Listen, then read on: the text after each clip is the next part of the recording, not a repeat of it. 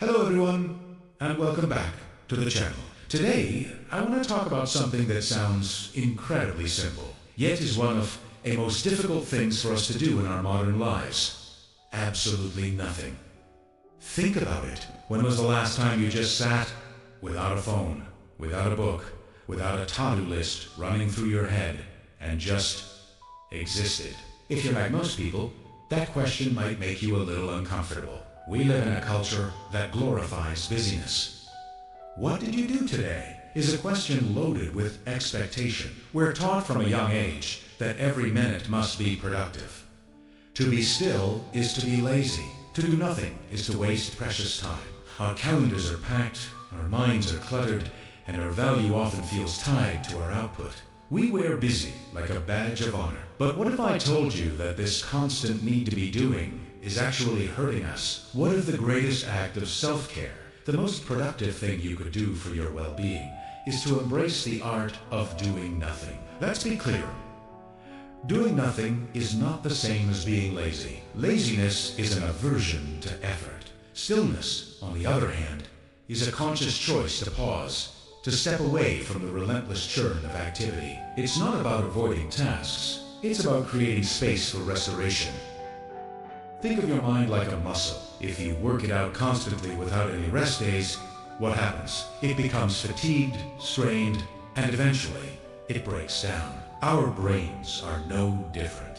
They need downtime. When you finally give yourself permission to do nothing, something magical happens. Your mind, which has been racing all day, processing emails, solving problems, and planning the next 5 steps, finally gets to breathe. It's like opening a window in a stuffy room.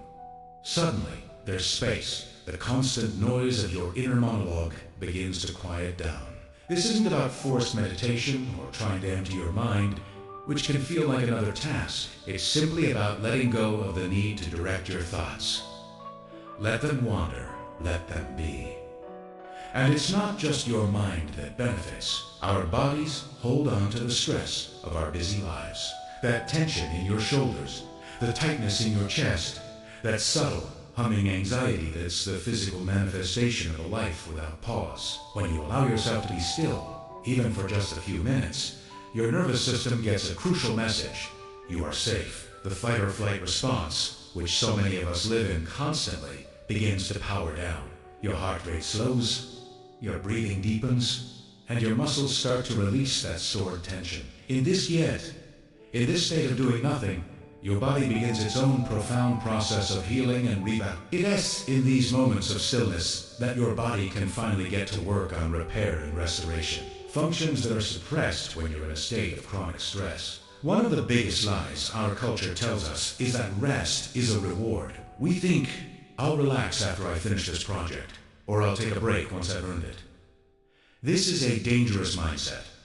Rest is not a prize you get for being productive. It's a fundamental human need, just like air, water, and food. You wouldn't say, I'll breathe after I send these emails, would you? To deny yourself rest is to deny yourself a basic requirement for functioning. By reframing rest as a necessity, not a luxury, we can start to integrate it into our daily lives without guilt.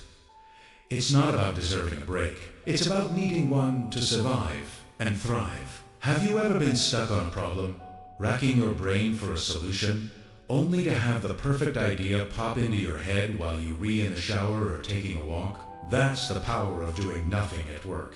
When we are intensely focused on a task, our thinking can become narrow and rigid. We get tunnel vision. But when we step away, when we let our minds wander, we activate a different mode of thinking. This is where creativity is born.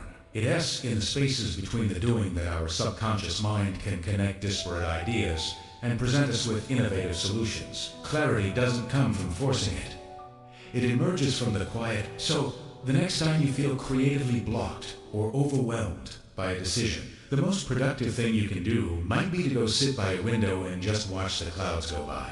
At its core, this practice of doing nothing is about reconnecting with ourselves. In the hustle and bustle of daily life, we can lose touch with our own inner world. We operate on autopilot, reacting to external demands, forgetting to check in with how we actually feel. We become human doings instead of human beings. When you intentionally create moments of stillness, you are creating a space to listen to your body, to your emotions, to that kid intuitive voice inside you that often gets drowned out by the noise. This is where you find your inner peace knot in some far-off retreat. But right here, in the present moment, when you give yourself permission to simply be. So, how do we start? It doesn't have to be a monumental task. Start small. Find 5 minutes in your day. Maybe it's before you get out of bed in the morning or during your lunch break. Put your phone away, turn off the TV, and just sit. You don't have to close your eyes or sit in a specific posture. Just be. Notice the sounds around you. Feel the sensation of the chair beneath you. Observe your breath without trying to change it. Your mind will wander, that's what minds do. Just gently notice where it went and let it go. This isn't about achieving a perfect state of Zen. It's about practicing the art of not. It's a gentle rebellion against the cult of busyness. It's a radical act of self. The art of doing nothing isn't about wasting time. It's about reclaiming your time, your energy, and your humanity. It's the art of coming home to yourself. Thank you so much for spending this time with me today. I hope this gives you permission to find a little bit of nothing in your day. If you found this video helpful, please give it a thumbs up and consider subscribing for more content on living a more intentional life. I'd love to hear your thoughts in the comments below. How do you practice the art of doing nothing? Until next time, be well and be still.